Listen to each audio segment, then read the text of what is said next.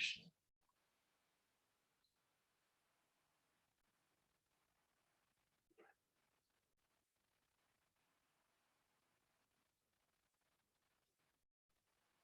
श्रीमद् भगवद गीता यथारूप के आज तीसरे सत्र में आप सबका स्वागत है। तो अभी तक हमने चर्चा की थी सबसे पहले पृष्ठभूमि, उसके बाद आमुख। आज हम चर्चा करेंगे भूमिका से। ठीक है, तो कृपया भूमिका का पहला पेज निकाल लीजिए।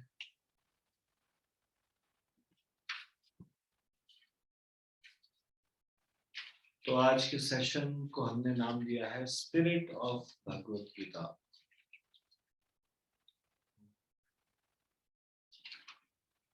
और इसमें हम चर्चा करेंगे सबसे पहले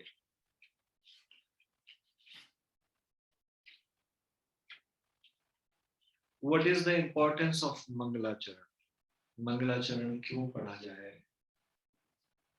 मंगलाचरण का इम्पोर्टेंस क्या है, व्हाई शुड आई रिसाइट मंगलाचरण।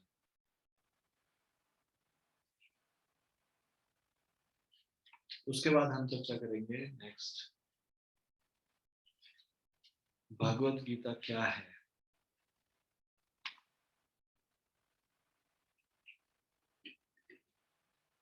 उसके बाद what is the spirit of Bhagwat Gita.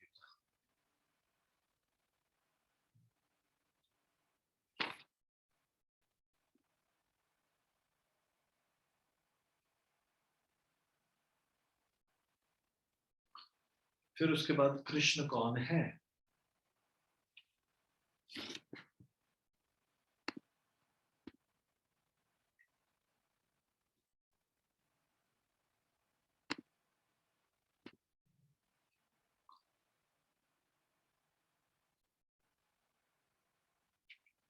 भगवत गीता का क्या सोर्स है, क्या स्रोत है। ये भगवत गीता अर्जुन को क्यों कही गई।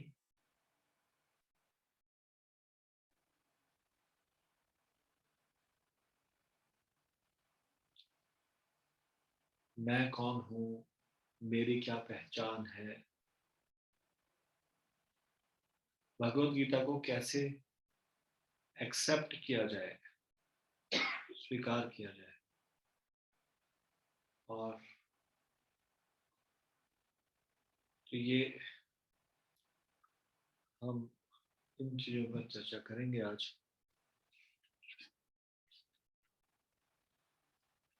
तो सबसे पहले मंगलाचरण।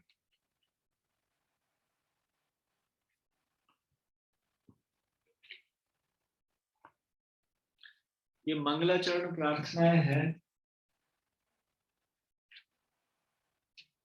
जो किसी भी कार्य को मंगल बनाने के लिए इन प्रार्थनाओं को पढ़ा जाता है। मंगल आचरण, मंगलाचरण। तो कोई भी कार्य शुरू करने से पहले सबसे पहले गुरु को याद करना चाहिए, गुरु के चरणों में नमस्कार करना चाहिए।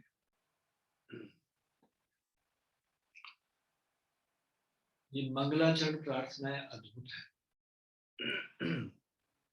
इन प्रार्थनाओं में गुरु की और आचार्यों की कृपा निहित है। ये मंगलाचरण प्रार्थनाएं क्या है, पहले इनको जान लेते हैं। सबसे पहले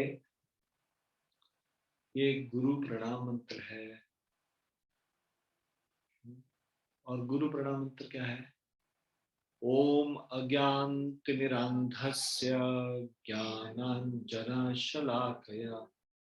चक्षुरुन्मीलितं येन तस्मै श्री गुरुवे नमः। इसका मतलब है मैं घोर अज्ञान के अंधकार में उत्पन्न हुआ था और मेरे गुरु ने अपने ज्ञान रूपी प्रकाश से मेरी आंखें खोल दी। मैं उन्हें सादर नमस्कार करता हूँ।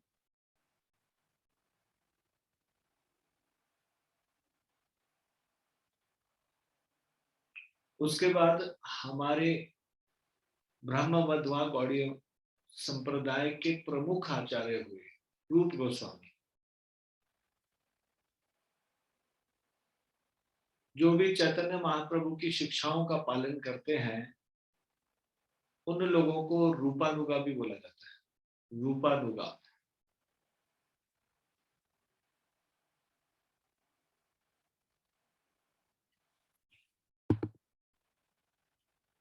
यानी कि रूप गोस्वामी के अनुगत, उनके चरण चिन्हों का पालन करने वाले 6 गोस्वामी हुए, उनमें से रूप गोस्वामी प्रमुख हुए। अब ये रूप गोस्वामी से प्रार्थना है कि मुझे अपने चरणों में शरण दीजिए। तो ये दूसरा मंत्र पढ़ा जाता है मंगलाचरण।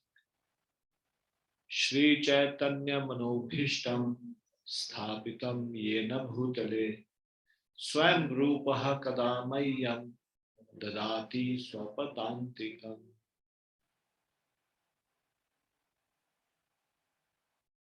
श्री रूप गोस्वामी प्रभुपाद कब मुझे अपने चरण कमलों में शरण प्रदान करेंगे, जिन्होंने इस जगत में भगवान चैतन्य की इच्छा की पूर्ति के लिए प्रचार योजना की स्थापना की। प्रचार योजना मतलब मिशन।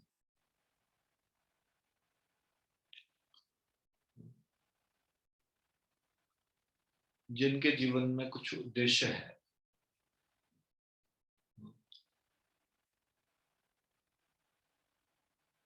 तो साक्षात भगवान चैतन्य महाप्रभु आए, उनकी इच्छा की पूर्ति के लिए ये प्रचार योजना की स्थापना की गई। तो रूप गोस्वामी से आशीर्वाद की याचना की जाती है दूसरे श्लोक में। फिर उसके बाद ये तीसरा श्लोक,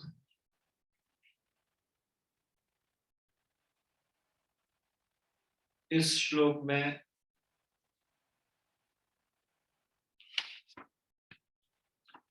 गुरु के चरण कमल, सारे वैष्णवों के चरण कमल, षड गोस्वामियों के चरण कमलों और चैतन्य महाप्रभु, नित्यानंद जी और उनके पार्षदों के चरण कमलों में प्रणाम किया जाता है। श्रीमती राधा रानी, श्री कृष्ण और ललिता विशाखा सखियों के साथ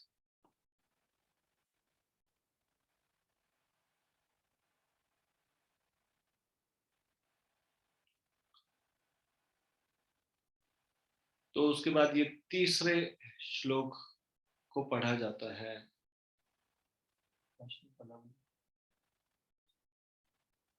तो ये मंत्र है, वंदेहम श्री गुरोः श्रीयुतपद कमलम श्री गुरु वैष्णवांश्च श्री रूपम सागर जातम सैगन रघुनाथान्वितम तम सजीवम साद्वैतम सावधूतम परिजन सहितम कृष्ण चैतन्य देवम श्री राधा कृष्ण पादान सैगण ललिता श्री विशाखान्वितांश्च।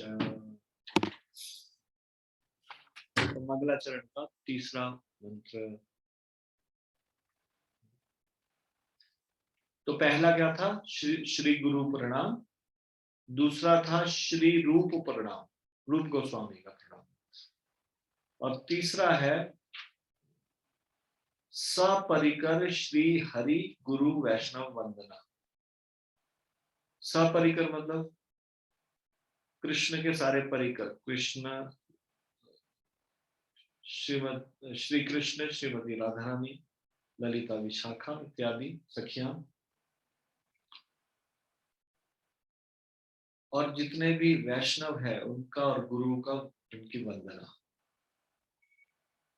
इसका अर्थ है, मैं अपने गुरु के चरण कमलों को तथा समस्त वैष्णवों के चरणों को नमस्कार करता हूँ मैं शिल रूप गोस्वामी तथा उनके अग्रज सनातन गोस्वामी एवं साथ ही रघुनाथ दास, रघुनाथ भट्ट, गोपाल भट्ट एवं जीव गोस्वामी के चरण कमलों को सादर नमस्कार करता हूँ। मैं भगवान कृष्ण चैतन्य तथा नित्यानंद के साथ साथ अद्वैत आचार्य गदाधर, श्रीवास तथा अन्य पार्षदों को सादर प्रणाम करता हूँ। मैं श्रीमती राधा रानी तथा श्री कृष्ण को, श्री ललिता तथा श्री विशाखा सखियों सहित नमस्कार करता हूँ।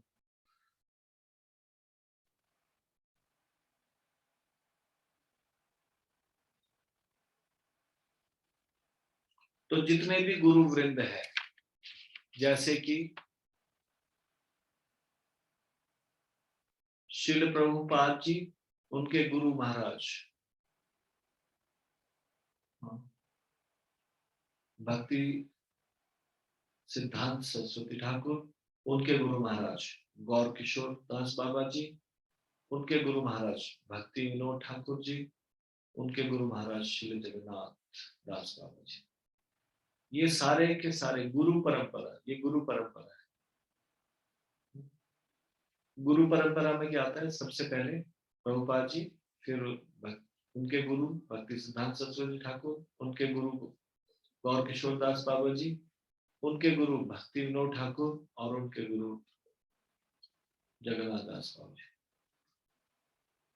यदि आप सुबह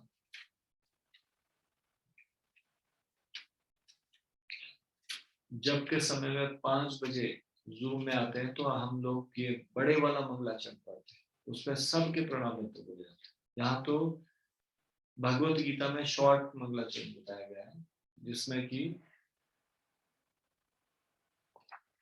सपरिकर श्री हरि गुरु वैष्णव वंदनम, इसको पढ़ा जाता है। सारे आचार्यों के प्रणाम को भी पढ़ा जाता है।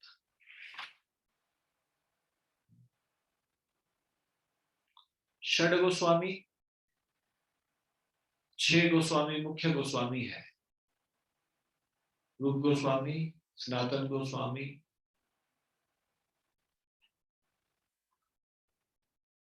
और जीव गोस्वामी, ये तो एक ही फैमिली से है। रूप गोस्वामी, सनातन गोस्वामी दोनों भाई है और उनके भतीजे हैं जीव गोस्वामी। उसके बाद रघुनाथ दास गोस्वामी, रघुनाथ भट्ट गोस्वामी और गोपाल भट्ट गोस्वामी, ये 3 अन्य 6 गोस्वामी, षड गोस्वामी। तो 6 गोस्वामियों को प्रणाम किया जाता है, उनकी आशीष ली जाती है, आशीर्वाद दिया जाता है। और फिर पंच तत्व कौन है? चैतन्य महाप्रभु, नित्यानंद जी, अद्वैत आचार्य जी, गदाधर और श्रीवास, ये पंच तत्व है। चैतन्य महाप्रभु साक्षात कृष्ण है राधा रानी के भाव में, या राधा कृष्ण का संयुक्त रूप। नित्यानंद जी बलराम है। अद्वैत आचार्य महाविष्णु और सदाशिव का संयुक्त रूप है। सामान्यतः उनको महाविष्णु का अवतार कहा जाता है। गदाधर जी राधा रानी का स्वरूप है, राधा रानी है। और श्रीवास जी नारद जी।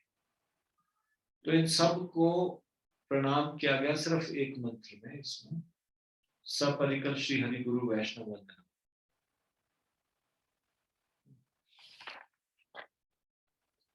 उसके बाद कृष्ण भगवान का प्रणाम मंत्र है।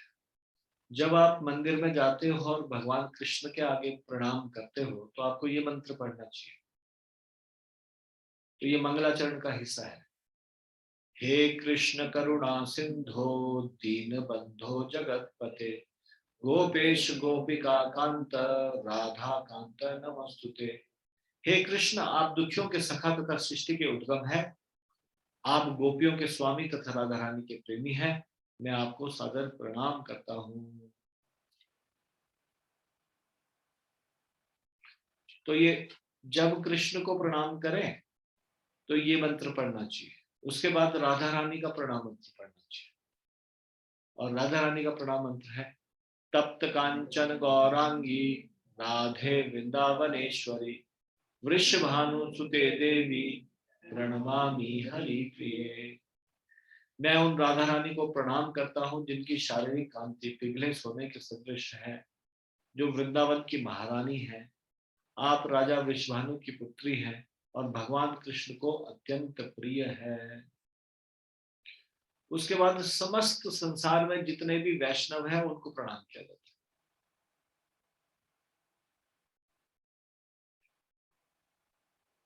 जब भक्त लोग आपस में मिलते हैं तब भी ये प्रणाम करते हैं एक दूसरे को, ये मंत्र बोलते हैं। तो मंगलाचरण का छठवां मंत्र ये है, वांछा कल्पतरुभ्यश्च कृपा सिंधुभ्य एव च पतितानां पावनेभ्यो वैष्णवेभ्यो नमो नमः। इसका अर्थ है, मैं भगवान के समस्त वैष्णव भक्तों को सादर नमस्कार करता हूँ। वे कल्प वृक्ष के समान सबों की इच्छाओं पूर्ण करने में समर्थ हैं तथा पतित जीवात्माओं के प्रति अत्यंत दयालु हैं। अब उसके बाद जो हम प्रतिदिन जप करने से पहले, हर एक माला करने से पहले पढ़ते हैं, आप लोग हरे कृष्ण महामंत्र की माला करते हैं तो पहले ये मंत्र पढ़ा जाता है। इसको पंच तत्व मंत्र बोलते हैं। इसको इसलिए पढ़ा जाता है ताकि जप करने में जो भी अपराध हो, जैसे भगवान का नाम लिया मतलब भगवान का आह्वान किया, हमने भगवान को बुलाया, और उसके बाद दुनिया भर की चीजों को सोचते हुए जप करना, अपने मन को कहीं इधर उधर घूमने देना, तो ये भगवान के चरणों के में अपराध है। तो ऐसे अपराधों से छुटकारा मिलता है इस पंच तत्व मंत्र से। पंच तत्व मंत्र से ये सब नाम ध्यान पूर्वक जप ना करते हुए भगवान का नाम का उच्चारण करते हुए अपने मन को स्वतंत्र विचरण करने देने के अपराध से छुटकारा मिलता है। तो ये पंच तत्व मंत्र है। जय श्री कृष्ण चैतन्य प्रभु नित्यानंद श्री अद्वैत गदाधर श्रीवासादि गौर भक्त वृंद। मैं श्री कृष्ण चैतन्य प्रभु नित्यानंद श्री अद्वैत गदाधर श्रीवास आदि समस्त भक्तों को सादर प्रणाम करता हूँ। और उसके बाद फिर हरे कृष्ण महामंत्र पढ़ते हैं। हाथ ऊपर उठा के बोलते हैं नॉर्मली, जब भी हरे कृष्ण महामंत्र बोलते हैं। हरे कृष्णा कृष्णा कृष्णा हरे हरे, हरे राम राम राम हरे हरे। हाथ उठा के क्यों बोलते हैं? ये भगवान के प्रति समर्पण का भाव प्रकट करते हैं। सरेंडर्ड मतलब अब आप जो मर्जी कीजिए, मैं आपके शरणागत हूं।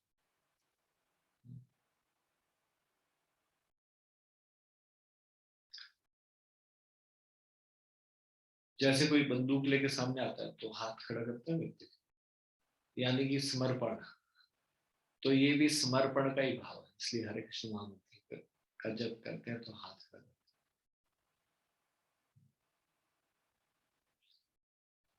तो ये मंगलाचरण आपको पता चल गया, ये मंगलाचरण बहुत बहुत पावरफुल है। और ये मंगलाचरण पढ़ शुरू करके ही हमको भगवत गीता पढ़नी चाहिए। आगे जो भी हम भगवत गीता पढ़ेंगे कल से, पहले मंगलाचरण पढ़ेंगे और फिर उसके बाद ये पढ़ेंगे। आपको घर में भी यदि कभी भगवत गीता पढ़ने का मन है, सबसे पहले मंगलाचरण पढ़ना चाहिए। मंगलाचरण पढ़ें और उसके बाद फिर भगवत गीता पढ़ें। आप देखेंगे आपका अंडरस्टैंडिंग में रात दिन का अंतर है।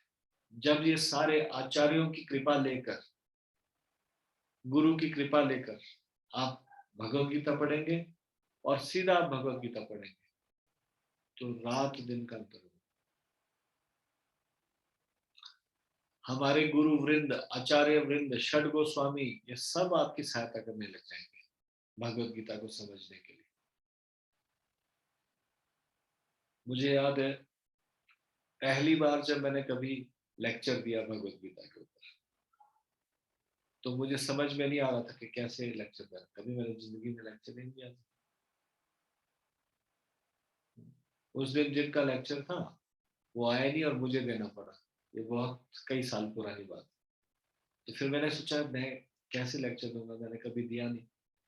उन्होंने कहा कि एकदम एब्जॉर्प्शन के साथ कृपा की याचना करना आचार्यों से और ये मंगलाचरण पढ़ना, आपको इतनी शक्ति प्राप्त होगी। आचार्य वृंद ये सब लोग आपकी सहायता करेंगे और आप आराम से भगवत गीता के विषय में चर्चा कर पाएंगे। और मैंने इसी तरह से किया, एकदम से हाथ जोड़ के एक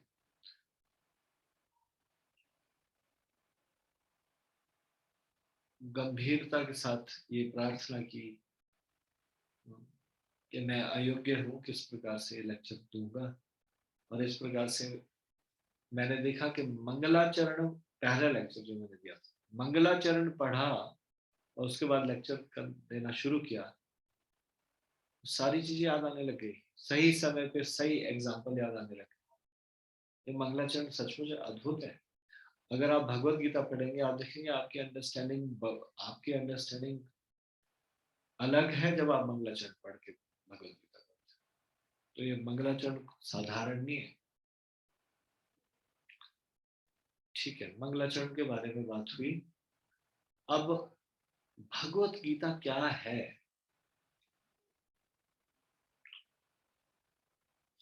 तो यहाँ पे बताया गया है भगवत गीता को गीतोपनिषद भी कहा गया जाता है। यह वैदिक ज्ञान का सार है और वैदिक साहित्य का सर्वाधिक महत्वपूर्ण उपनिषद है।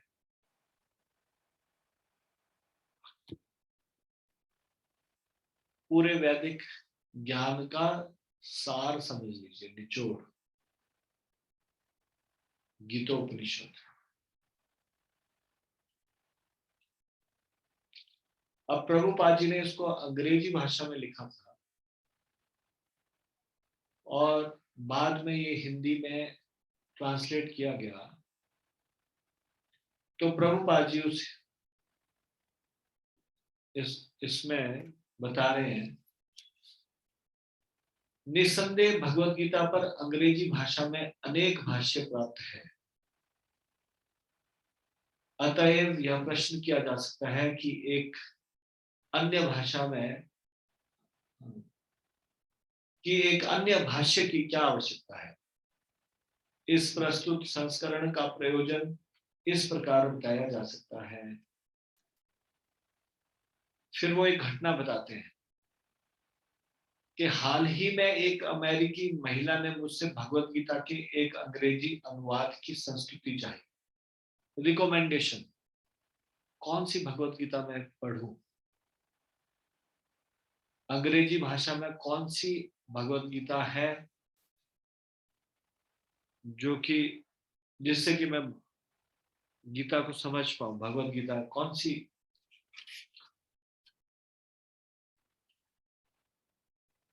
अंग्रेजी अनुवाद की, कौन सी गीता को मुझे पढ़ना चाहिए। तो प्रभुपाद जी बोल रहे हैं, निसंदेह अमेरिका में भगवत गीता के अनेक अंग्रेजी संस्करण प्राप्त है,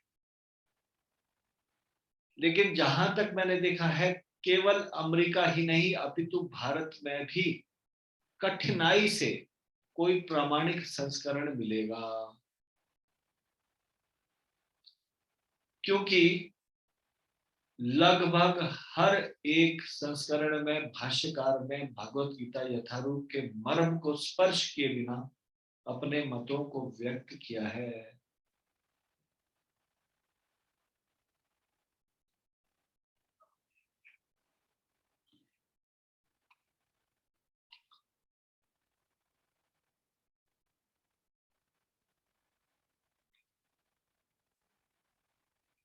तो भगवत गीता के अनेक भाष्य मौजूद है, तो एक अन्य भाष्य की आवश्यकता क्यों पड़ी?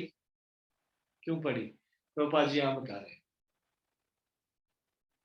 भगवत गीता मौजूद तो है लेकिन उसका मर्म को स्पर्श किए बिना अपने मतों को व्यक्त किया गया है।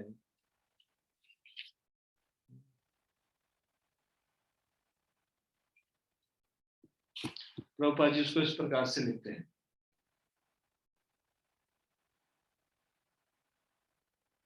in almost every one of them the commentator has expressed his own opinions without touching the spirit of Bhagavad Gita as it is.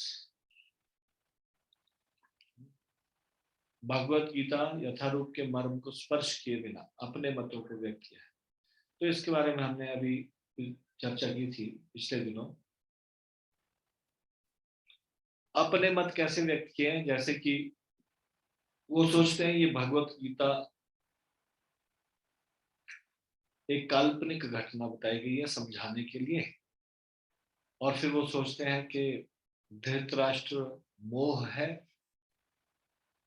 Duryodhan अहंकार है, ऐसे ऐसे करके उन्होंने 5 पांडवों को भी 5 नाम दे दिए, और इस प्रकार से गीता को, कृष्ण को वास्तविक भगवान न समझते हुए इस प्रकार से भगवत गीता की व्याख्या करें, या फिर इसकी सही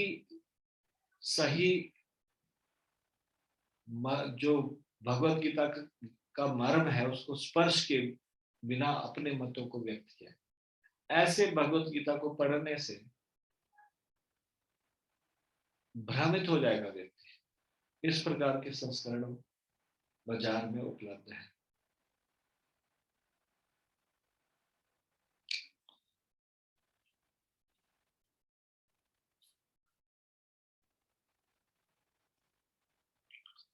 अब भगवत गीता का मर्म क्या है? What is the spirit of Bhagwat? Bhagwat Gita का मर्म भगवत गीता में ही व्यक्त है। और भगवत गीता का मर्म क्या है? यह इस प्रकार है, यदि हमें किसी औषधि विशेष का सेवन करना हो तो उस पर लिखे निर्देशों का पालन करना होता है। हम मनमाने ढंग से या मित्र की सलाह से औषधि नहीं ले सकते। इसका सेवन लिखे हुए निर्देशों के अनुसार या चिकित्सक के आदेशानुसार करना होता है। इसी प्रकार भगवत गीता को इसके वक्ता द्वारा दिए गए निर्देशानुसार ही ग्रहण या स्वीकार करना चाहिए।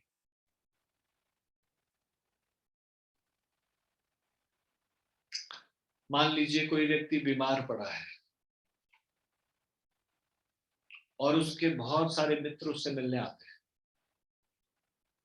और उसका मित्र उससे पूछता है क्या हुआ, और वो अपने कुछ लक्षण बताते हैं बीमारी के। तो अचानक से वो बोलता है आइडिया, क्यों नहीं तुम ये कर लेते हैं, कुछ सलाह देता है। परिवार के लोग आके कुछ और सलाह देते हैं, वो बोलते हैं सबसे बढ़िया तो है ये करो।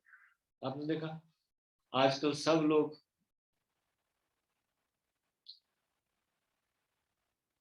एक्सपर्ट बन जाते हैं। कोई बीमार होता है, 10 लोग मिलते हैं, 10 तरह के इलाज बताते हैं। वो परेशान हो जाता है कौन सा इलाज, किसका इलाज सुना जाए।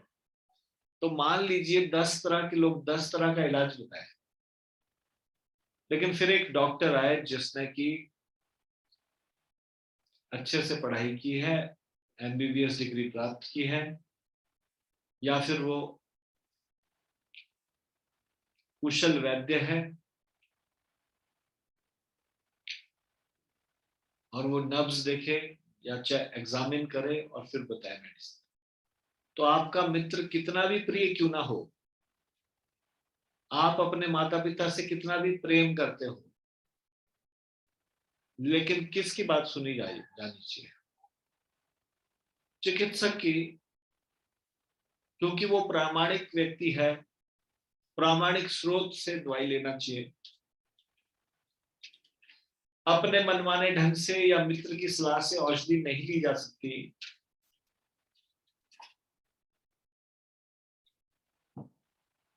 औषधि पर लिखे हुए निर्देशों के अनुसार या चिकित्सक के आदेशानुसार ही उसको ग्रहण करना पड़ता है। उसी तरह से भगवत गीता, भगवान ने ये भगवत गीता सबको उपलब्ध कराई। अब भगवत गीता को कैसे ग्रहण करना चाहिए? भगवान के निर्देशानुसार।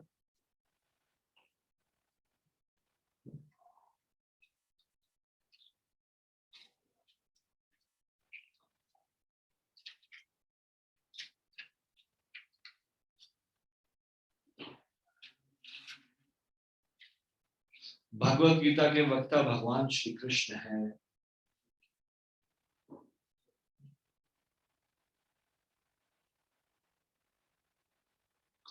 कृष्ण कौन है?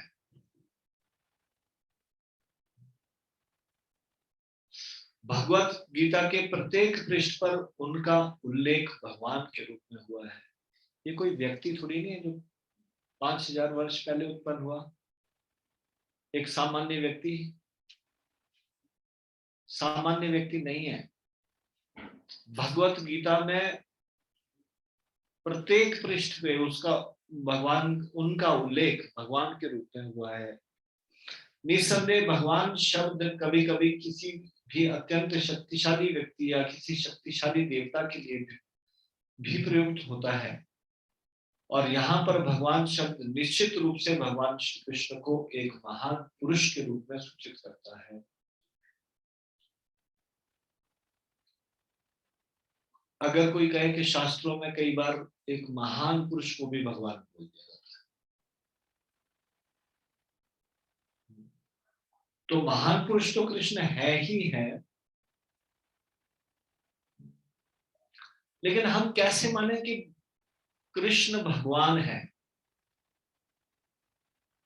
तो देखिए यहां पे बताया गया है, जैसा कि शंकराचार्य, रामानुजाचार्य, मध्वाचार्य, निम्बार्क स्वामी, श्री चैतन्य महाप्रभु तथा भारत के वैदिक ज्ञान के अन्य विद्वान आचार्यों ने पुष्टि की है।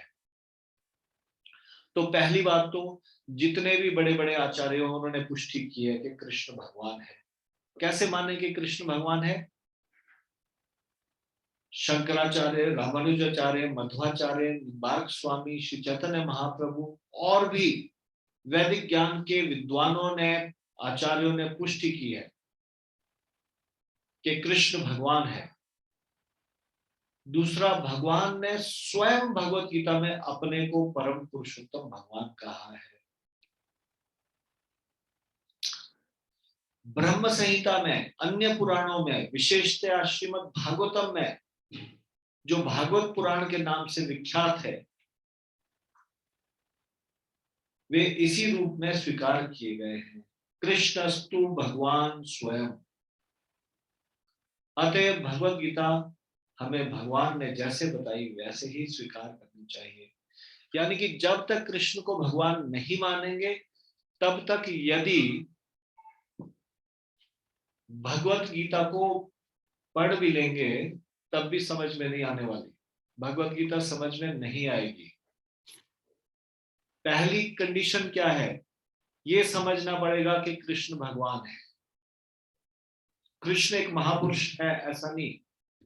जब ऐसा समझेंगे कि कृष्ण एक महापुरुष है, तब भगवत गीता के मर्म को नहीं समझ पाएंगे, भगवत गीता को नहीं समझ पाएंगे। तो पहली कंडीशन है कम से कम ये एक्सेप्ट करें कि कृष्ण भगवान है। एक महापुरुष थे वो, उन्होंने ये कहा, या फिर कुछ लोग इस प्रकार से व्याख्या करते हैं कि भगवत गीता में कृष्ण के अंदर जो ईश्वर है उन्होंने कही। ये बिल्कुल मूर्खता है, वो मूर्ख है, ऐसा कहते हैं। कृष्ण कोई अलग है और उनके अंदर भगवान कोई अलग है, या परम आत्मा है उनके अंदर, उन्होंने कहा, वो मूर्ख है, तो जानते नहीं है भगवान क्या होता है।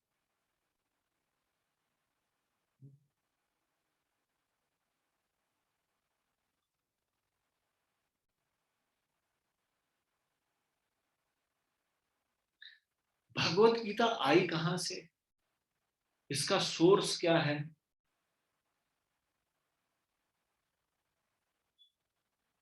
भगवान अर्जुन को सूचित करते हैं कि ये भगवत गीता जो मैं तुम्हें बता रहा हूं, ये कैसे, ये किस प्रकार से संसार में आई। तो चौथे अध्याय के पहले 3 श्लोकों में भगवान कहते हैं, इमं विवस्वते योगा प्रोक्तवानम हम अव्ययम विवस्वान मनवे प्राह मनुरिक्ष्वाक वे ब्रवीत एवं परंपरा प्राप्तम इमं राजर्षयो विदु सकाल ने महता योगो नष्ट परंतप स एवायं मया तेद्य योग प्रोक्त पुरातन भक्तोमी में सखा चेति रहस्यम है तदुत्तमम्।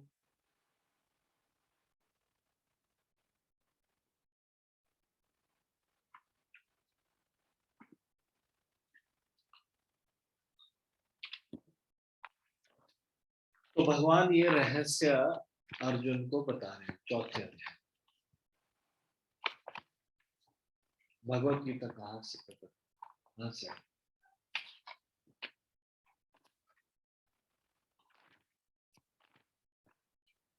तो भगवान क्या बता रहे हैं? भगवान श्री कृष्ण ने कहा, मैंने इस अमर योग विद्या का उपदेश, भगवान अर्जुन को सूचित करते हैं कि भगवत गीता का यह योग पद्धति सर्वप्रथम सूर्यदेव को बताई गई।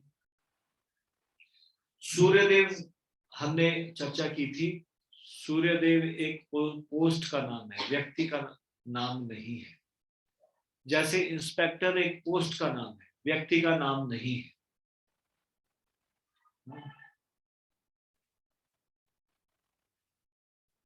इंद्र एक पोस्ट का नाम है, जो स्वर्ग का राजा है उसको इंद्र कहा जाता है। अलग अलग व्यक्ति अलग अलग मनवंतर में अलग अलग युगों में इंद्र की पदवी पर होते हैं, सूर्य की पदवी पर होते हैं। तो यहाँ पे सूर्य की के पोजीशन में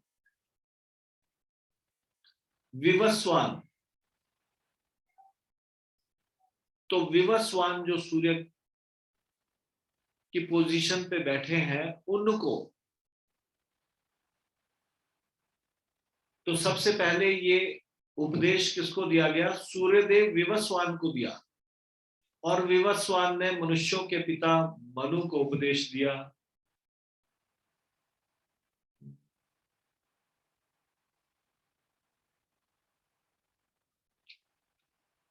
मनु ने इसे इक्ष्वाकु को बताया। इस प्रकार गुरु परंपरा के द्वारा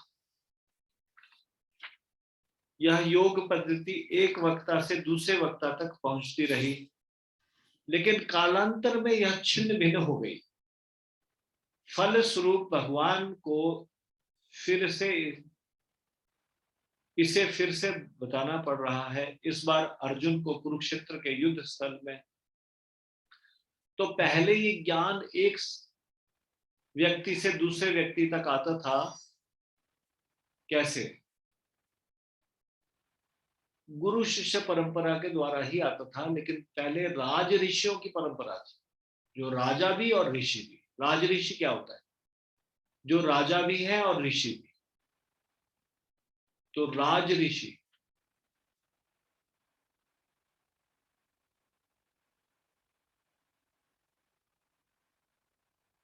फिर एक राज ऋषि उसको दूसरे राज ऋषि को दे रहे हैं, अपने पुत्र को दे रहे हैं, फिर उससे वो आगे अपने पुत्र को दे रहे हैं। और ये सारे राजा, राजा तो है ही है, साथ में ऋषि भी है।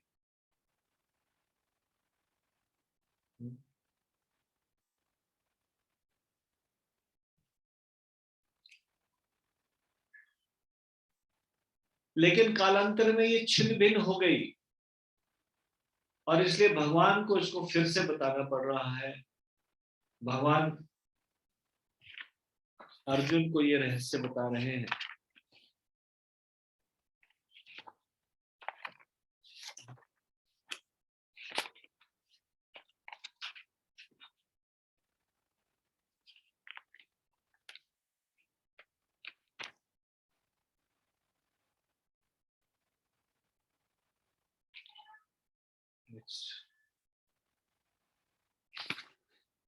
वे अर्जुन से कहते हैं, अब वो रहस्य बता रहे हैं कि मैंने तुम्हें क्यों बताया, ये भगवत गीता तुमको क्यों बताई जा रही है, इतने सारे लोगों में सिर्फ अर्जुन को ही क्यों बता रहे हैं। वे अर्जुन से कहते हैं कि मैं तुम्हें यह परम रहस्य इसलिए प्रदान कर रहा हूं क्योंकि तुम मेरे भक्त तथा मित्र हो। यानी कि भगवान ये रहस्य भक्तों को बताते हैं। भगवान इंटरेस्टेड नहीं है भगवत गीता का ज्ञान सामान्य अन्य लोगों को देने के। कौन इसको समझ सकता है? जो भक्त हो वो इसको समझ सकता है। तो वो बता रहे हैं तुम मेरे भक्त हो, मेरे मित्र हो, इस कारण से मैं ये तुमको ये रहस्य प्रदान कर रहा हूं। इसका तात्पर्य यह है कि भगवत गीता ऐसा ग्रंथ है जो विशेष रूप से भगवत भक्त के लिए है, भगवत भक्त के निमित्त है।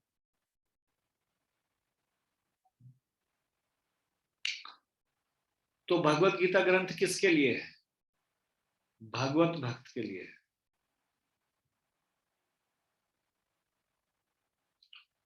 फिर वो बताते हैं अध्यात्मवादियों की 3 श्रेणियां हैं, ज्ञानी, योगी तथा भक्त। या इनको कहा जा सकता है निर्विशेषवादी, ध्यानी और भक्त।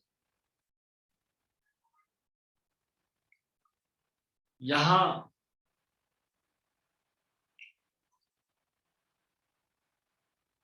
पर भगवान अर्जुन से स्पष्ट कहते हैं कि वे उसे इस नवीन परंपरा, गुरु परंपरा का प्रथम पात्र बना रहे हैं।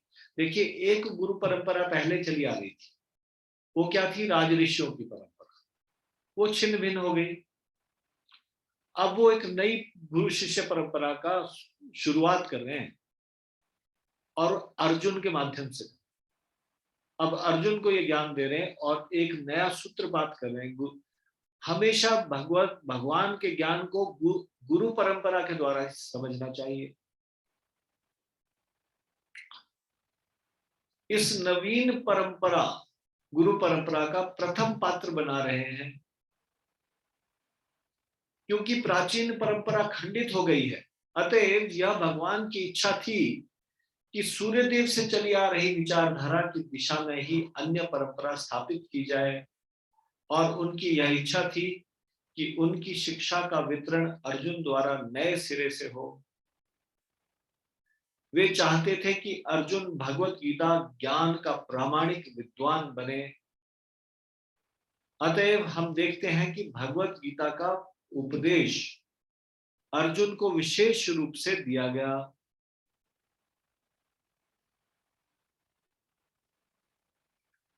क्योंकि अर्जुन भगवान का भक्त, प्रत्यक्ष शिष्य तथा घनिष्ठ मित्र था। अभी हम भगवत गीता में पढ़ेंगे जिसमें अर्जुन अपने डाउट्स लेके कृष्ण के सामने जाते हैं और फिर उसके बाद उनको बोलते हैं कि आप कृपया करके मुझे शिष्य स्वीकार कीजिए और मुझे ये ज्ञान दीजिए। यानी कि वो मित्र के पोजीशन से अपने को शिष्य की पोजीशन में लाते हैं। तो ज्ञान तभी सीखा जा सकता है जब हम अपने आप को शिष्य की तरह समझें। जिनके अंदर अभिमान होता है कि मुझे मालूम है, वो कुछ ग्रहण नहीं कर पाते। जैसे भरे हुए गिलास में कुछ नहीं डाला जा सकता, खाली गिलास होके जाना पड़ेगा तब हम समझ पाते। तो हम ये भगवत गीता समझने का प्रयास कर रहे हैं तो भी हमको पूर्व अर्जित ज्ञान से गर्वित होकर इस ज्ञान को ग्रहण नहीं करना चाहिए, नहीं तो हम नहीं सीख पाएंगे। एम्प्टी वेसल जब होके जाना पड़ेगा। एम्प्टी वेसल मतलब I don't know anything, I just want to learn. मैं सीखना चाहता हूं। भरे हुए गिलास में कुछ डाला जाए तो एकदम बाहर गिर जाता है क्योंकि वो व्यक्ति पुरानी चीजों को पकड़े रहता है और नई चीजों को एक्सेप्ट नहीं करना चाहता। तो अर्जुन मित्र है कृष्ण का, लेकिन क्योंकि वो ज्ञान सीखना चाहते हैं, समझना चाहते हैं, इसलिए अपने को शिष्य की पोजीशन में रखते हैं। अतएव जिस व्यक्ति में अर्जुन जैसे गुण पाए जाते हैं वह गीता को सबसे अच्छी तरह समझ सकता है। कहने का तात्पर्य यह है कि भक्त को भगवान से प्रत्यक्ष रूप से संबंधित होना चाहिए। जो ही कोई भगवान का भक्त बन जाता है, जो ही उसका सीधा संबंध भगवान से हो जाता है। यह एक अत्यंत विशद विषय है, लेकिन संक्षेप में यह बताया जा सकता है कि भक्त तथा भगवान के मध्य 5 प्रकार का संबंध हो सकता है।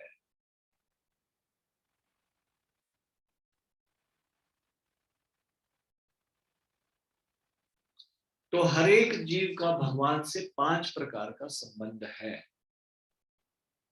5 प्रकार का संबंध हो सकता है। तो पहली बात तो भक्ति से भगवान को समझा जा सकता है। भगवत गीता को समझना है तो सबसे पहले भक्त के रूप में अपने को स्वीकार, भगवान को का भक्त मानना पड़ेगा। जैसे ही वो अपने को भक्त मानता है भगवान का,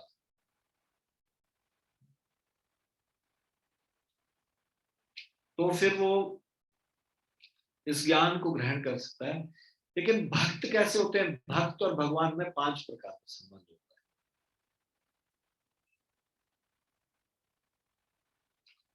अब इसको ध्यान से सुनिए। पहला, कोई निष्क्रिय अवस्था में भक्त हो सकता है। अब इसको कहा जाएगा शांत रस में भक्ति।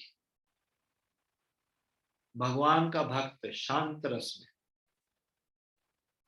निष्क्रिय अवस्था में। जैसे कि मैं आपको बताता हूं, जब कृष्ण गाय चराने के लिए जंगल में जाते थे तो ये सारे के सारे लता पता पौधे वृक्ष, ये सारे भगवान के भक्त हैं और कृष्ण का इंतजार करते हैं, लेकिन वो कोई से निष्क्रिय अवस्था में,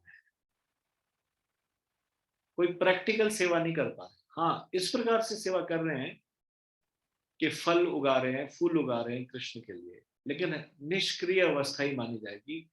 जड़ है, कुछ अन्य कोई विशेष योगदान नहीं कर पा रहे। तो कोई भक्त हो सकता है निष्क्रिय अवस्था में, उसको शांत रस कहा जाता है। कोई सक्रिय अवस्था में भक्त हो सकता है। सक्रिय अवस्था में वो सेवा कर सकता है, भगवान की सेवा। तो वो शांत रस से ऊपर का रस है दास्य रस। जब दास्य रस की बात करें तो पहले वाला रस उसमें इंक्लूड है, यानी कि शांत रस उसमें इंक्लूड है ऑलरेडी।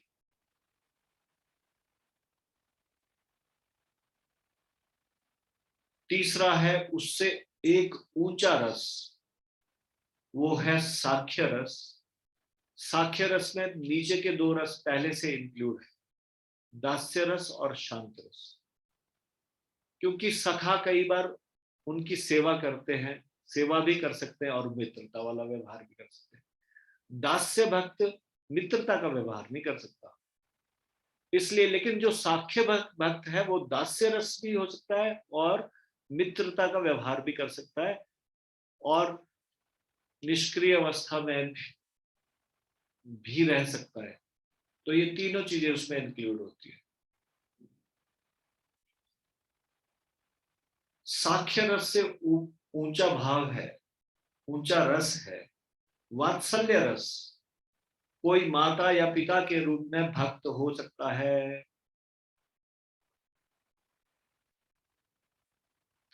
माता पिता के रूप में जो भक्त है वो अपने संतान की बहुत चिंता करते हैं और उनका लालन पालन करते हैं बड़े के रूप में।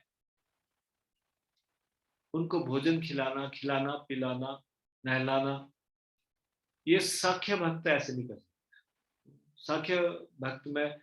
लेकिन वात्सल्य रस में नीचे के सारे रस आते हैं। माता पिता कभी कभी फ्रेंडली बिहेव कर सकते हैं अपने बच्चों के साथ, लेकिन फ्रेंड्स जो है वो पेरेंट्स के रूप में बिहेव नहीं कर सकते। तो वात्सल्य रस उससे ऊंचा रस है, ये चौथा रस है। और पांचवा रस है, कोई दंपति प्रेमी के रूप में भक्त हो सकता है, माधुर्य रस। ये सर्वश्रेष्ठ रस है, सारे रसों में सबसे उन्नत रस है।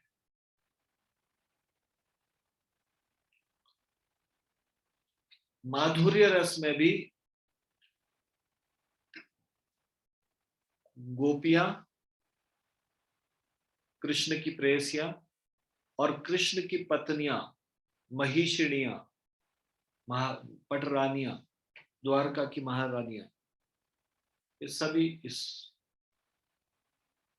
रूप में आ सकते हैं। हालांकि पटरानियों में ऐश्वर्य भाव होने से वो शुद्ध रूप से माधुर्य भाव में नहीं।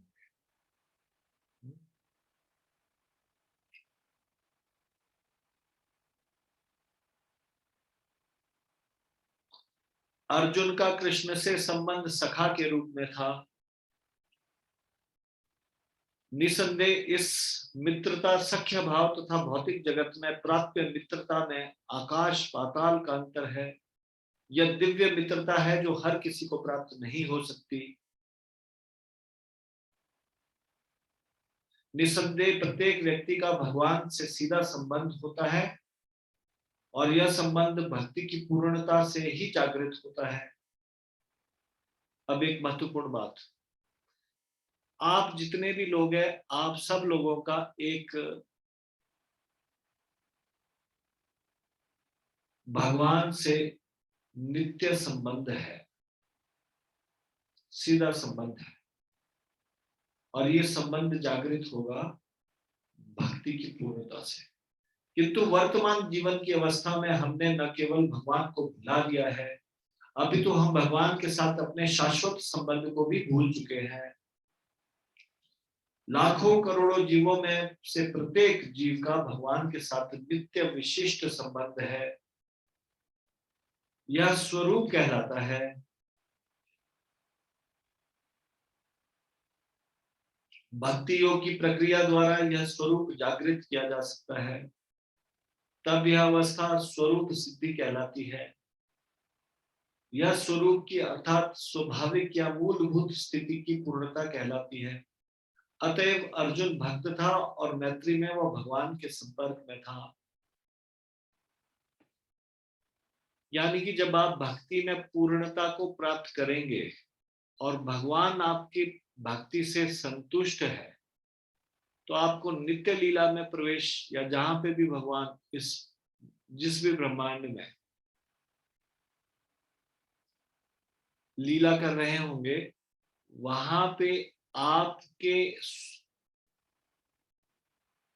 विशेष प्रकार के स्वरूप में आपको जन्म दिया जाएगा।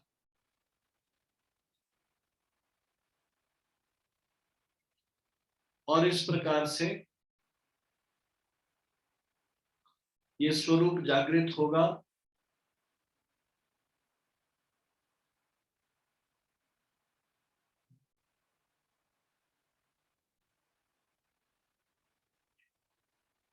यह स्वरूप की अर्थात स्वाभाविक या मूलभूत स्थिति की पूर्णता कहलाती है। हमें इस बात पर विशेष ध्यान देना होगा कि अर्जुन ने भगवत गीता को किस तरह ग्रहण किया।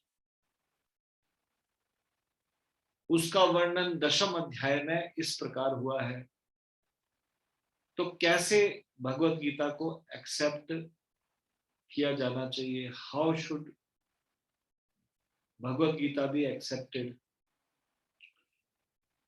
तो 10वें स्कंद के 12वें 13वें 14वें श्लोक में कहा गया है, परम ब्रह्म परम धाम पवित्रम परमं भवान पुरुषम शाश्वतम दिव्यम आदिदेवमजं विभुम् आहुस्त्वां ऋषयः सर्वे देवर्षिर्नारदस्तथा असितो देवलो व्यास स्वयं च प्रविविशीमे। सर्वमेतद्रितं मन्ये यन्मां वदसि केशव न हि ते भगवान व्यक्तिम विदुर्देवा न दानवः। अर्जुन ने कहा, आप भगवान, परम धाम, पवित्रम, परम सत्य, आप शाश्वत, दिव्य, आदि पुरुष, अजन्मा तथा महानतम है।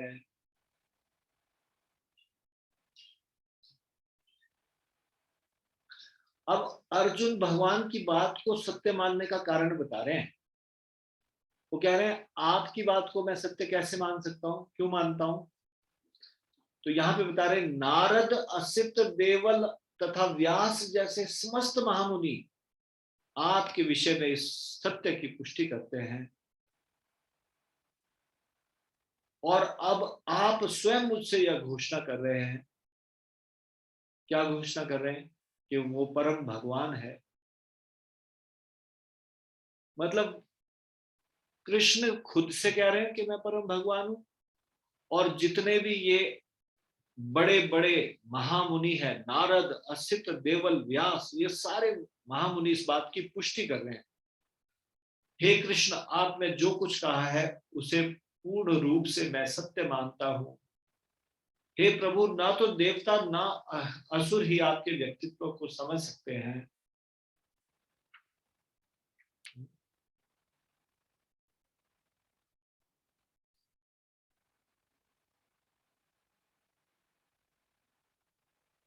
तो भगवत गीता कैसे एक्सेप्ट करनी चाहिए?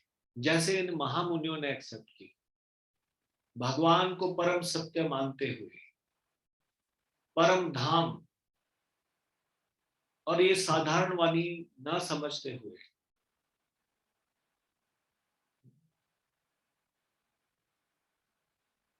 भगवान की बात को पूर्ण रूप से सत्य मानते हुए, यानी कि we should accept Bhagavad Gita not in a challenging mood but in a submissive mood. भगवान जो कह रहे हैं वो सही कह रहे हैं, तो विनम्र भाव से, सबमिसिव मूड से हम इसको एक्सेप्ट करना चाहिए। कैसे एक्सेप्ट करना चाहिए भगवत गीता को? सबमिसिव मूड से, not in a challenging mood. Challenging mood means I know better, I know everything. Challenging mood मतलब जो मैंने कहा वो सत्य है, और जो भी इसमें कहा जा रहा है, कैसे कहा जा रहा है, मेरी धारणा तो ये है। जब व्यक्ति सबमिसिव मूड से सुनता है तो वो समझने का प्रयास करता है। हमारे प्रश्न भी कैसे होने चाहिए? जब हम भगवत गीता पढ़ रहे हैं और हमारे मन में कोई प्रश्न आए, तो वो चैलेंजिंग इंक्वायरी नहीं होनी चाहिए, सबमिसिव इंक्वायरी होनी चाहिए। चैलेंजिंग इंक्वायरी कैसे होती है? जैसे कोई कहे, ये तो हो ही नहीं सकता, आप कैसे कह सकते हो कि ऐसा हुआ? ये हुआ चैलेंजिंग इंक्वायरी। सबमिसिव इंक्वायरी क्या होती है? जो आप कह रहे हैं सत्य कह रहे होंगे, लेकिन मेरी बुद्धि में मुझे समझ में नहीं आ रहा। ये है submissive inquiry. Two type of inquiries, challenging inquiry and submissive inquiry.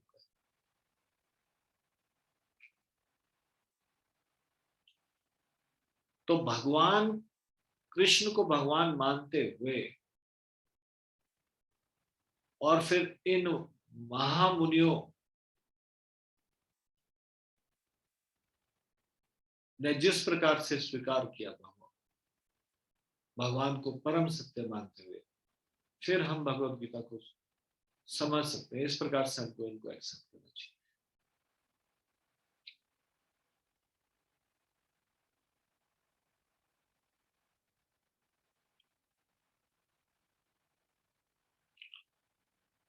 भगवान से भगवत गीता सुनने के बाद अर्जुन ने कृष्ण को परम ब्रह्म स्वीकार कर लिया।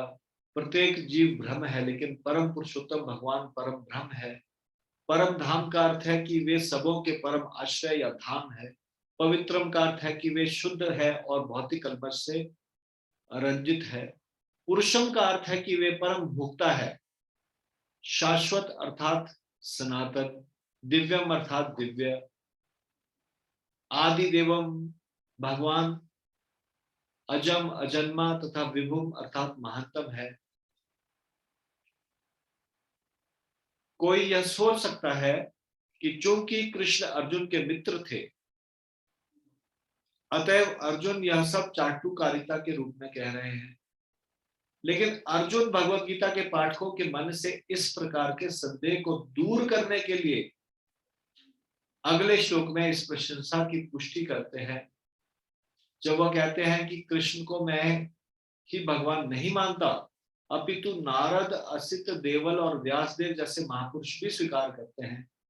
ये सब महापुरुष हैं जो समस्त आचार्यों द्वारा स्वीकृत वैदिक ज्ञान का वितरण प्रचार करते हैं। अतएव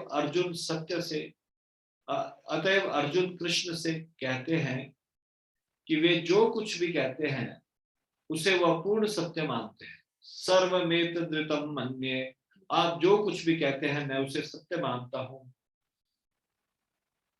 अर्जुन यह भी कहते हैं कि भगवान के व्यक्तित्व को समझ पाना बहुत कठिन है, यहां तक कि बड़े बड़े देवता भी उन्हें नहीं समझ पाते।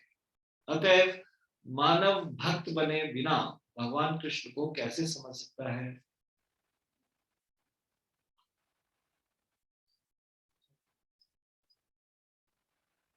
तो फिर भगवत गीता को कैसे ग्रहण करना चाहिए? भक्ति भाव से ग्रहण करना चाहिए, बड़ा महत्वपूर्ण है। किसी को यह नहीं सोचना चाहिए कि वह कृष्ण के तुल्य है, ना ही यह सोचना चाहिए कि कृष्ण सामान्य पुरुष है या कि एक महानतम व्यक्ति है। भगवान श्री कृष्ण साक्षात पुरुषोत्तम भगवान है।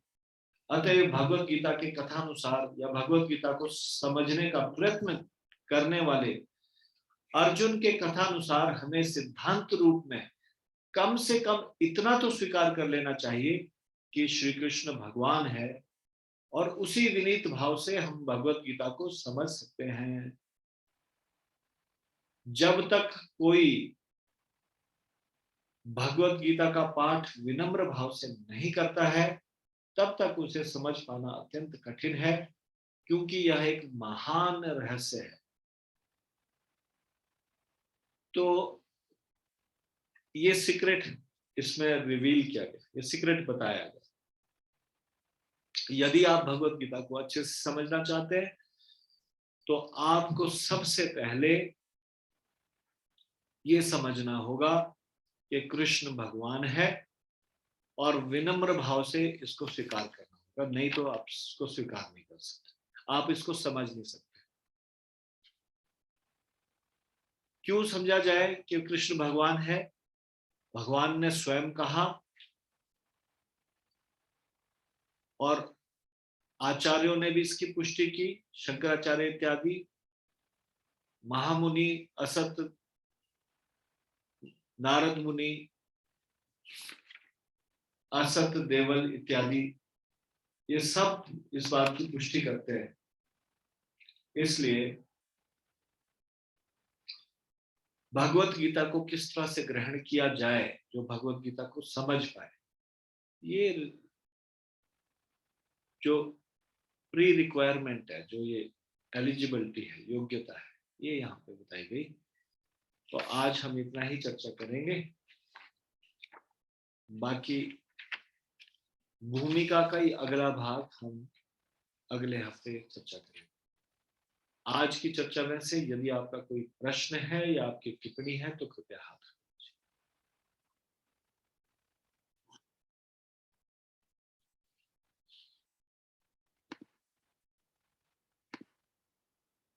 विजय प्रभु, यस प्रभु, आपका कुछ प्रश्न है? हरे कृष्ण प्रभु जी। अनम्यूट करके बोलते। यस प्रभु जी, बताइए। प्रभु जी, मुझे ना श्लोक याद नहीं रहते, किस तरह से याद करूंगी? आपका प्रश्न है श्लोक याद नहीं रहते, किस तरह से याद करें? प्रभु जी, ठीक है, हमारी एक शाम को क्लास होती है श्लोका मेमोराइजेशन की, जी प्रभु जी। उसको आप ज्वाइन कर सकते हैं। टाइम प्रभु उस क्लास को देते हैं। टाइम कितने बजे का प्रभु? अचिंत्य प्रभु है लाइन पे? हरे कृष्ण प्रभु जी, धन्यवाद। धन्यवाद माता जी। कितने बजे से होती है माता जी क्लास? मुझे 5:45 से होती है मुझे। 5:45 से 6:15 जी मुझे 6:15 या 6:30, तो 5:45 से 6:15 या 6:30। प्रभु जी से आप रिक्वेस्ट करेंगे इसी आईडी पे ले, अलग अलग आईडी लेने की। मुझे अभी तो गुरु जी उस इधर वाली आईडी पे चल रही है गुरु जी। गुरु जी जैसे आप कहें गुरु जी। तो इस पे बता दिया जाएगा आपको। विजय प्रभु आप ग्रुप में है ना भगवत गीता, वहाँ पे जी आईडी, प्रभु जी। वहाँ पे आईडी पासवर्ड डाल दिया जाएगा। हरे कृष्ण प्रभु जी, धन्यवाद प्रणाम।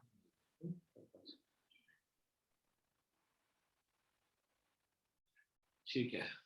आज की चर्चा में से किसी का कोई प्रश्न है? कलावती माता जी, यस माता जी बताइए। हरे कृष्णा प्रभु जी, दंडवत प्रणाम। प्रभु जी थैंक यू सो मच प्रभु जी, इतना डिटेल में इस भूमिका को समझाने के लिए। प्रभु जी आपने तो अच्छे से समझाया, लेकिन मेरी समझ में ये नहीं आया कि प्रभु जी जो आपने 5 रूप में हम माने भक्त और भगवान के बीच जो संबंध है 5, तो वो जैसे आपने बताया निष्क्रिय अवस्था में पेड़ पौधे हैं और सखा में अर्जुन जी, तो ये तो खाली एक एक एग्जाम्पल है। जैसे अगर और कुछ परिप्रेक्ष्य में हम इसको कैसे समझे? हाँ, जैसे एक राजा है और एक प्रजा है, वो आदर का भाव रखती है राजा के प्रति, लेकिन कोई डायरेक्ट सेवा में नहीं लगी। जैसे द्वारका के वासी शांत रस में। ठीक है माता जी, समझ में आया? जी जी प्रभु जी, और बाकी सब जो चाहे। हाँ, जो सखा भाव में है वो श्री राम, स्तोक कृष्णा और बहुत सारे हैं। सखा भाव में जो क्षमा कीजिए, ये दास्य भाव में, दास्य भाव में नहीं, सॉरी, ये तो सखा भाव होता है। दास्य भाव में जैसे कि हनुमान जी, या फिर भगवान कृष्ण के सेवक और सेविका ब्रज जो नंद भवन है उसमें, ये सारे भगवान के भक्त हैं और सेवक के रूप में भक्त।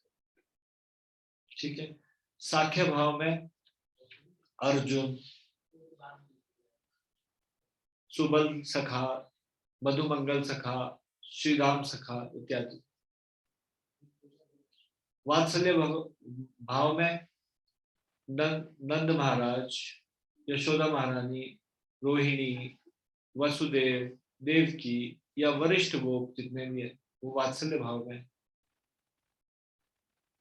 और माधुर्य भाव में राधा रानी, ललिता, विशाखा, इंदु, लेखा, रंग देवी, सुदेवी, बहुत सारी अष्ट सखियां और भी सखी। ठीक है माता जी? जी जी प्रभु जी, सॉरी प्रभु जी, और किसी से रिलेटेड ये तो समझ आया, ये सब है। लेकिन जैसे कि अब आचार्य गण ये सब है, ये भी तो भगवान के भक्त है, तो फिर इन 5 संबंध में से वो लोग किसमें? हाँ, तो ये जो हमारे षड गोस्वामी है वो चैतन्य महाप्रभु के परिकर है, पार्षद है। चैतन्य महाप्रभु स्वयं कृष्ण राधा रानी के भाव में आए और इनका मूल स्वरूप कवि कर्णापुर आचार्य है, उन्होंने बताया। तो ये मुख्यतः मंजरिया और भगवान की सखियां हैं। मंजरिया मुख्यतः, मंजरी होती है जो छोटी उम्र की गोपियां होती है। राधा और कृष्ण की सेवा के लिए हालांकि बड़ी गोपियां भी सेवा करती है, लेकिन जब वो एकांत में समय बिताना चाहते हैं तो छोटी गोपियों को भेजा जाता है, तांबूल इत्यादि ले जा या फिर कुछ चीज लेके। जैसे बड़े लोग कोई गंभीर बात कर रहे हैं, लेकिन कोई बड़ा व्यक्ति आ जाते हैं तो एकदम चुप हो जाते हैं कि वो उसके कानों में ना पड़े। लेकिन छोटे बच्चे इधर उधर घूम रहे होते हैं तो फिर ज्यादा चिंता नहीं करते। तो वो मंजरियां हैं। ठीक है माता जी? जी जी जी प्रभु जी, थैंक यू प्रभु जी। हरे कृष्ण प्रभु जी। Any other question?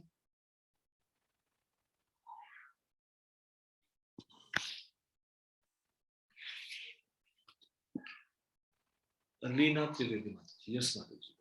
हरे कृष्णा, दंडवत प्रणाम प्रभु जी। माता जी। प्रभु जी, अर्जुन जी से फिर किसने भगवत गीता सुनी थी प्रभु जी? अर्जुन के माध्यम से सारी दुनिया ने सुनी। अर्जुन को माध्यम बनाया भगवान ने। अच्छा, लेकिन उसका कहीं पे भी मेंशन नहीं है प्रभु जी। अर्जुन ने डायरेक्टली लेक्चर देना शुरू किया हो, संन्यास ले लिया हो, इस तरह से अर्जुन को निमित्त मात्र बना के अर्जुन के माध्यम से भगवान ने ये भगवत गीता सबको बताई। सबको बताई मतलब जब इसको लिपिबद्ध किया भगवान के ही ज्ञान शक्ति के अवतार में, यानी कि व्यास देव जी ने, तो अर्जुन को निमित्त बनाया कि अर्जुन के माध्यम से सबको ये प्राप्त हो। तो व्यास देव जी को जो ये ज्ञान अर्जुन जी का ज्ञान था ये व्यास देव जी ने लिया, क्योंकि उनको सारी चीजें पता है कि क्या वार्तालाप हुई, व्यास देव जी जान सकते हैं, भगवान की ज्ञान शक्ति का अवतार है। जी प्रभु। व्यास देव जी ने ये नारद जी को दिया, नारद जी ने फिर आगे अपने शिष्यों को देते हुए इस तरह से हमारे तक पहुंचे। जी प्रभु जी, धन्यवाद प्रभु जी। मेहुल प्रभु, यस प्रभु जी। हरे कृष्ण जी, धन्यवाद प्रणाम प्रभु जी। मेरा क्वेश्चन शायद सही नहीं हो सकता, पर मुझे अभी ये आपने जब ये बताया था सोर्स ऑफ भगवत गीता, इसमें ये जो पॉइंट था कि भगवान अर्जुन को सूचित करते हैं कि भगवत गीता का ये जो ज्ञान है वो पहले ही विवस्वान जो सूर्य देव के पत्ते थे उनको दे चुके हैं। तो प्रभु जी मुझे खाली यहाँ पर हल्का सा ये डाउट था, मतलब मुझे पूछना था कि भगवत गीता की जो शुरुआत होती है पहले श्लोक से, धृतराष्ट्र उवाच, तो ये थोड़ी नहीं दिया कंक्लूजन, ये तो भगवत गीता में जो ये तो पृष्ठभूमि है, setting the scene. First chapter is all about क्या हो रहा है, लड़ाई हो रही है, ये सिचुएशन है, वहां पे भगवत गीता बोलेगी। सेकंड चैप्टर से मुख्यतः ज्ञान दिया जाता है, और सबसे पहला ज्ञान क्या है कि हम आत्मा है, शरीर नहीं। ये ज्ञान दिया उनको, विवस्वान जी को। ये थोड़ी नहीं कि धृतराष्ट्र ने ये कहा, उन्होंने ये कहा, ये तो अर्जुन को भी नहीं दिया है ज्ञान, ये तो अर्जुन भगवत गीता में दिया गया है, वेद व्यास जी ने लिखा है ऐसा ऐसा हुआ, फिर उसके बाद अर्जुन ने ये कहा और कृष्ण ने ये कहा। भगवत गीता का ज्ञान क्या है? कृष्ण के द्वारा ये रहस्यमयी बातें बताई जाना, ये है ज्ञान। ना कि ये कि युद्ध हुआ फिर ये हुआ वो हुआ, वो तो एक्स्ट्रा चीज बताई गई है कि कम से कम सिचुएशन तो पता चले कहाँ पे हो रहा है, क्यों क्यों ऐसा बोला गया। तो जो उनको बताया गया विवस्वान जी को, वो ये थोड़ी नहीं बताया गया कि धृतराष्ट्र ने ये कहा, फिर संजय वाचा, संजय ने ये कहा। आत्मा का ज्ञान, ठीक है, ठीक। थैंक यू बाबू जी, हरे कृष्ण प्रणाम।